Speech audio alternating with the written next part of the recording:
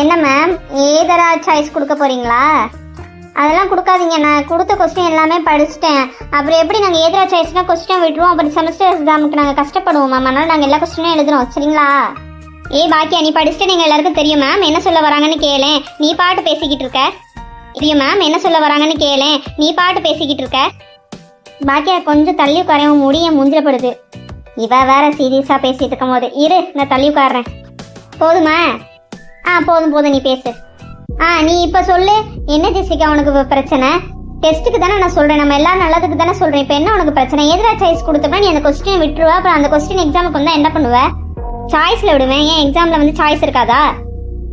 நீ சாய்ஸ் விடுற 2 கொஸ்டினுமே எதிராக வந்தால் என்ன பண்ணுவ? பரவாயில்ல, ஸ்கிப் பண்ணிடுவேன்.